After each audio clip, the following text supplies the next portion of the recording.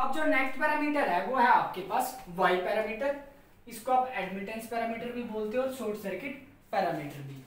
तो अगर हम एडमिटेंस की बात करें वो आपका क्या होता है,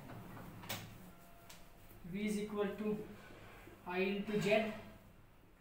अगर यहाँ से मैं जेड की वैल्यू निकालूं तो वो आपका हो गया V बाई आई। और एडमिटेंस क्या होता है आपका, रेसिप्रोकल ऑफ इम्पिडेंस। तो ये आपका क्या हो जाएगा, I बाई वी। तो अभी आप लोग क्या करते हो, यहाँ पे जो आपका होगा, जो आपका डिपेंडेंट वेरिएबल है वो आपका करंट हो जाएगा, और जो इंडिपेंडेंट वेरिएबल है वो आपका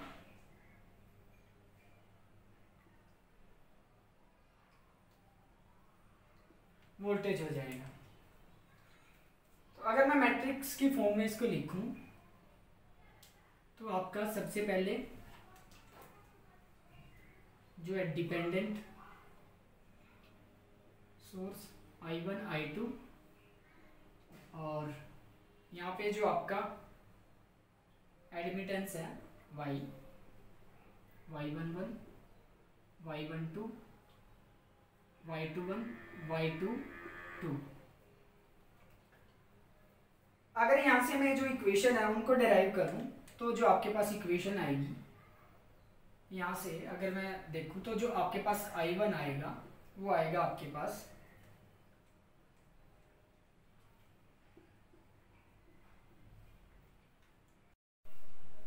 यहाँ से अगर मैं इक्वेशन डिराइव करूँ तो I1 जो आपका होगा, I1 आपका हो जाएगा Y11 V1 plus Y12 V2, और जो I2 आपके पास हो जाएगा Y21 V1 प्लस में Y22 V2। अब देखो, अगर यहाँ से मैं Y11 की वैल्यू को निकालूं तो उसके लिए आपको क्या करना पड़ेगा, इक्वेशन में V2 को क्या करना पड़ेगा, जीरो। देखो, अगर मुझे सर्किट में आपका V2 को जीरो करना है तो मैं क्या करूंगा, आउटपुट को शॉर्ट कर दूंगा। तो इसी वजह से इसका नाम क्या, इसमें क्या है कि हम लोग आउटपुट को शॉर्ट करते हैं, इसलिए इसका नाम शॉर्ट सर्किट पैरामीटर भी है। अगर मैं Y1 की वैल्यू अब यहाँ से डिराइव करूँ तो वो आपके पास हो जाएगी I1 बाय में V1 where V2 is equal to zero. अब V2 जब आपका जीरो है, अगर मैं सेकंड इक्वेशन की बात करूं तो यहाँ से आपका एक पैरामीटर और निकल के आएगा, वो क्या है, Y21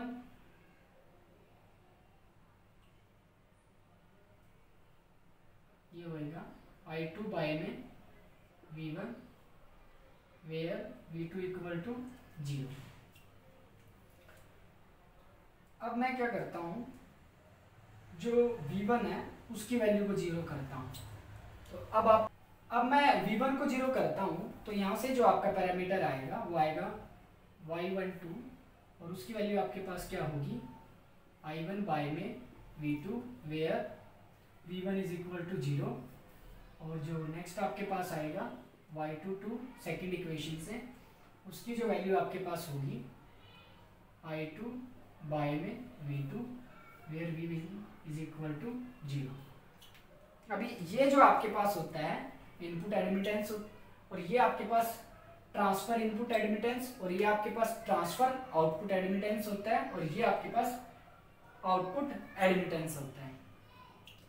तो ये तो आपके जो 4 पैरामीटर होते हैं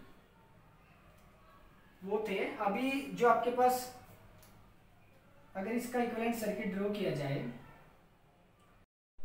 अगर मैं इसके इक्विवेलेंट सर्किट की बात करूं तो वो आपके पास होगा करंट I1, इसके पैरेलल में आपका एक इम्पीडेंस होगा,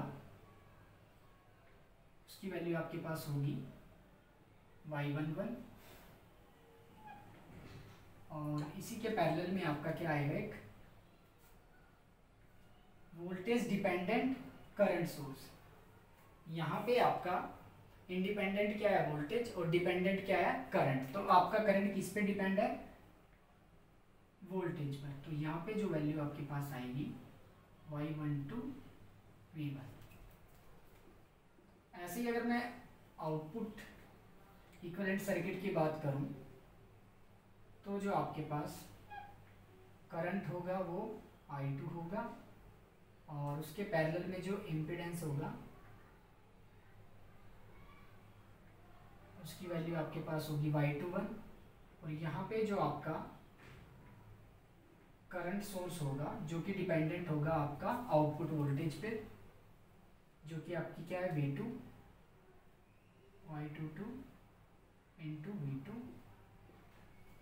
तो ये आपका इक्विवेलेंट सर्किट है। अब यहाँ से जो आपका जो आपकी आउटपुट वोल्टेज है वो है V2 और इनपुट V1। तो ये आपका जो वाई पैरामीटर है उसका आपका इक्विवेलेंट सर्किट है। अगर यहाँ से मैं इक्वेशन को डेराइव करना चाहूँ तो आप यूजिंग नोड एनालिसिस से आप यहाँ से जो आपकी जो इक्वेशन है उनको डेराइव कर सकते हो। अभी यहाँ पे आपके जो दो पैरामीटर हैं, अगर आपका Y21 इक्वल है Y21 के, तो जो आपका नेटवर्क है वो रेसिप्रोकल नेटवर्क है। अगर आपका Y11 इक्वल है Y22 के, तो आपका जो नेटवर्क है वो सिमेट्रिकल नेटवर्क है। अगर आपकी कंडीशन फुलफिलमेंट नहीं होती तो जो आपका नेटवर्क है वो नॉन सिमेट्रिकल है और इस केस में आपका क्या हो जाएगा, नॉन रेसिप्रोकल। अब जो हमारा नेक्स्ट वीडियो होगा उसमें हम लोग क्या करेंगे, इन सभी पैरामीटर को कैलकुलेट करेंगे एक पर्टिकुलर नेटवर्क पर। Thank you.